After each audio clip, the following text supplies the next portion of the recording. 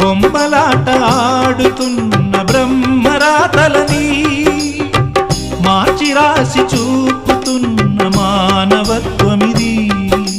చరితలు చదవని తొలి కథగా మనసులు ముడిపడు మనుగడగా తరతరాలకు నిలిచి పొమ్మని తల్లిగా దీవించే చల్లని తరుణమిది.